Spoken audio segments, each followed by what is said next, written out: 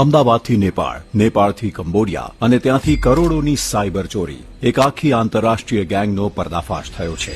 Ahmedabad cyber crime બ્રાન્ચે સમન્વય portal પરથી મળેલા બેંક એકાઉન્ટના ડેટામાંથી 75 લાખ રૂપિયાના ફ્રોડને ટ્રેસ કર્યો. તપાસ કરતા માલુમ પડ્યું કે એક આખું નેટવર્ક કંબોડિયા અને નેપાળથી ઓપરેટ થાય છે. આ ગુનામાં મુખ્ય આરોપીઓ હતા મનન ગોસ્વામી, આરિફ સૈયદ, ગૌતમ ઉર્ફે માર્કો ચૌહાણ અને ચિરાગ ઢોલા. અગાઉ આ લોકો દુબઈમાં એમિરેટ્સ વિઝા અને જોબ પરમિટના લાલચમાં લોકોને બોલાવતા.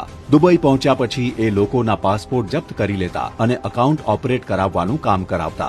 જ્યારે દુબઈમાં રેડ પડી એ પછી એ લોકોએ પોતાનું બેઝ કંબોડિયા ખસેડ્યું. આ ગુનામાં આરોપીઓ પહેલા લોકોને કહેતા કે તમારા બેંક એકાઉન્ટમાં દુબઈથી લીગલ ફંડ માટે વાપરવામાં આવશે. લોકો વિશ્વાસમાં આવી જતા અને એકાઉન્ટની માહિતી આપી દેતા. પછી એ લોકોને નેપાળ બોલાવતા. નેપાળ પહોંચતા હોટેલના રૂમમાં અમુક દિવસ સુધી બંધક રાખવામાં આવતા. એ દરમિયાન તેમની પાસેથી મોબાઈલ નંબર, બેંક એકાઉન્ટ અને ઈમેલ આઈડીની વિગત લઈ લેતા. એટલે એકાઉન્ટ પર સંપૂર્ણ કંટ્રોલ આવી જતો. આ એકાઉન્ટની માહિતી કંબોડિયામાં બેઠેલા ચાઇનીઝ ગેંગ સુધી પહોંચાડવામાં આવતી. પછી એ એકાઉન્ટમાંથી કરોડોના સાયબર ફ્રોડ ટ્રાન્ઝેક્શન કરવામાં આવતું. જ્યારે ટ્રાન્ઝેક્શન પૂરા થઈ જાય ત્યારે એ વ્યક્તિને પાછા ભારતમાં મોકલી દેતા અને એની જાણ વગર એને ફ્રોડનો ભાગ બનાવવામાં આવતો. આ લોકો માત્ર એકાઉન્ટ નથી વાપરતા, પણ એજન્ટ તરીકે પણ કામ કરતા. ભારતમાંથી યુવાનોને જોબની લાલચમાં નેપાળ મોકલતા. નેપાળમાં ચાઇનીઝ ગેંગના સંપર્કમાં રાખતા.